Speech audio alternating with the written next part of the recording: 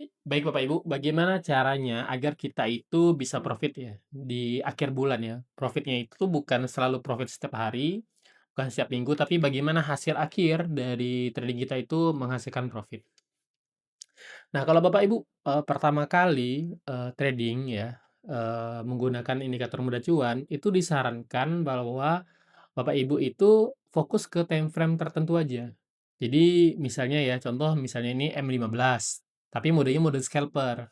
Nah, kalau mode scalper pagi ini udah profit nih, ini TP1, ini TP2, TP1 juga ya. Yang ini juga TP1 ya, hampir kena ini.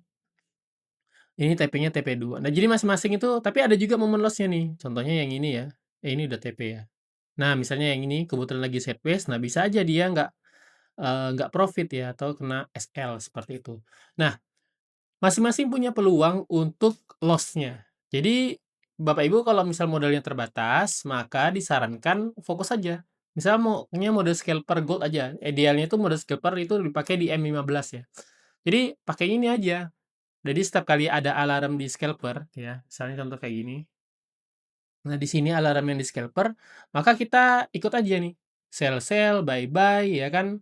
Nah, seperti ini, nggak usah diabaikan aja, yang kripto diabaikan, yang currency diabaikan, yang alarm yang ini diabaikan aja.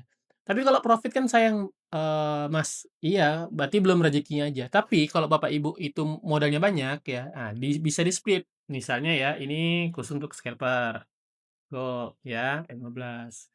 Lalu kalau misalnya yang ini untuk yang mode biasa, mode default M15. Atau kalau yang ini juga misalnya mode default H1 misalnya.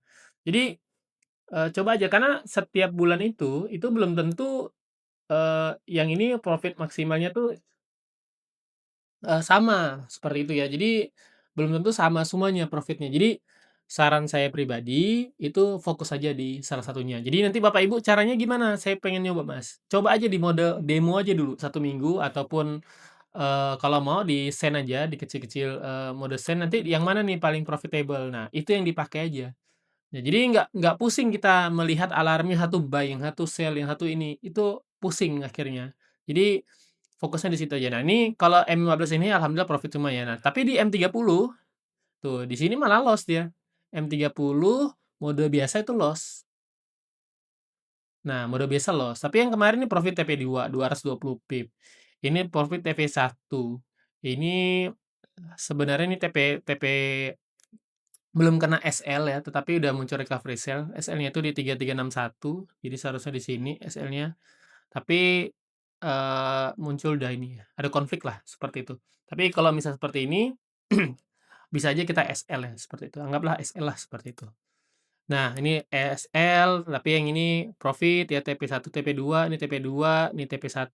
Nah, jadi masing-masing itu punya peluang ya untuk, loss dan profitnya seperti itu. Jadi kalau Bapak Ibu, pengennya biar nggak pusing ya fokus aja ke salah satunya nih, M15 misalnya. M15 ya kemarin profit nih TP1 ya, TP1 udah profit, kalau ini loss kemarin. Nah, kalau yang ini ada rata-rata profit ya. Jadi masing-masing punya, ininya, apa namanya, punya peluangnya lah. Nah, biar nggak pusing, biar kita itu nggak kena consecutive loss. Maksudnya gini, kalau ini momennya nih lagi M15 nih, lagi loss misalnya, M15 mode biasa, lalu, nggak bagus nih, baru 1 kali trade, 2 kali trade kan misalnya kayak gitu kan, ubah ke M30, ubah pair. Nah, masing-masing kan punya apa ya, punya persentase atau punya probabilitas loss yang berbeda-beda. Mungkin hari ini loss di M15, tapi besok dia profit, tapi karena Bapak Ibu ganti ke M30 misalnya dan ganti pair juga ke BTC, ya udah. Nah, kadang-kadang malah jadi, nambah parah ya loss-nya ya. Nah, itu yang kadang-kadang orang itu akhirnya mengalami loss yang beruntun ya, loss yang beruntun seperti itu. Nah, ini BTC ya di H1. Nah, seperti itu.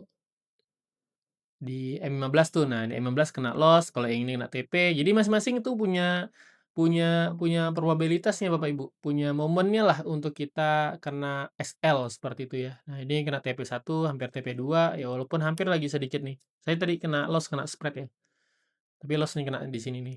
Nah nanti masalah kalau BTC lagi itu tergantung lagi dari, brokernya Bapak Ibu, karena kalau brokernya ini mungkin nggak sama ya SL-nya ya. nanti bisa lihat di harganya beda. Jadi kalau misalnya di sini bisa diselisihkan sedikit lah, karena masing-masing broker tuh beda chart-nya. Nah, ini loss. Jadi, ini profit ya. Jadi masing-masing itu punya kesempatan loss dan profitnya. Jadi lebih baik saran saya adalah, Bapak Ibu fokus aja ke time frame tertentu, pair tertentu. Hasilnya tetap positif kok, insya Allah ya, insya Allah tetap positif, seperti itu. Nanti kalau misalnya tapi ada yang maksimal aja, kalau yang kemarin XAUUSD untuk di bulan Agustus ya, itu hanya profitnya dikit aja, hanya sekitaran 15-20% gitulah dari modal $200 ya. Sedangkan M15-nya itu malah, naiknya jauh, ya seperti itu, profitnya besar. Ya tapi masing-masing punya kelebihan-kelemahan kan, jadi, nggak perlu kita pusing-pusingkan seperti itu. Jadi memang rezeki kita yang ada di mana itu aja yang disyukuri, yang penting kan masih tetap profit aja, seperti itu ya.